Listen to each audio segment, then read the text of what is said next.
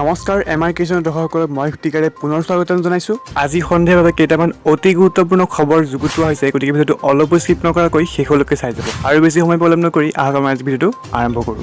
BTCত বন্ধ হ'ব KTM bike. KTM বাইকৰ দুৰ্ঘটনাৰ বৃদ্ধিৰ বাবে সিদ্ধান্ত গ্ৰহণ BTC প্ৰধানৰ।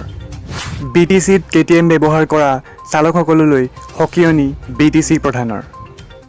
মাদক দ্ৰব্য সেৱন কৰি KTM বাইক চলোৱা বন্ধ কৰক, অন্যথা KTM কোম্পানীলৈ বাইক নিষিদ্ধ কৰাৰ চিঠি দিব।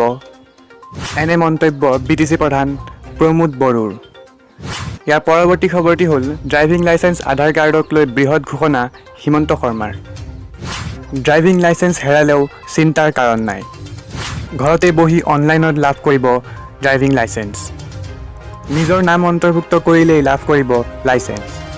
লাইচেন্স নৱীকৰণৰ বাবেও যাব নালাগে দ্বিতীয় অফিচলৈ, অৰ্থাৎ লাইচেন্স ৰিনিউ কৰিবলৈ দ্বিতীয় অফিচত আৰু যাবলৈ প্ৰয়োজন নাই। ঘৰতেই কৰিব পাৰিব লাইচেন্স নৱীকৰণ, অৰ্থাৎ ঘৰতেই কৰিব পাৰিব লাইচেন্সৰ ৰিনিউ। দুৰ্গা পূজাৰ পূৰ্বেই ৰাজ্যত প্ৰযোজ্য হ'ব নতুন নিয়ম।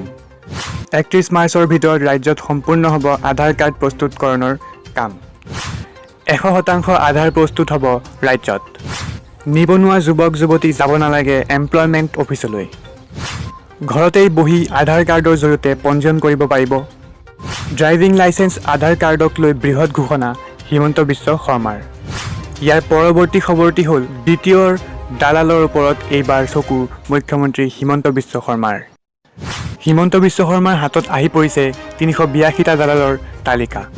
সেই দালালৰ সম্পত্তিৰ তালিকাও হিমন্ত বিশ্ব শৰ্মাৰ হাতত আহি পৰিছে।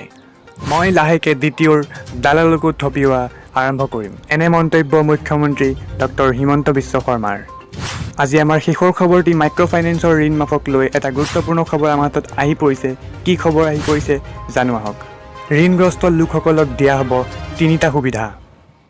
নিয়মিতভাৱে 4টা ঋণ লোৱা মহিলাই 4ৰ্থটো ঋণ আদায় দিব নালাগে, বেংকে আদায় দিব এই ঋণ।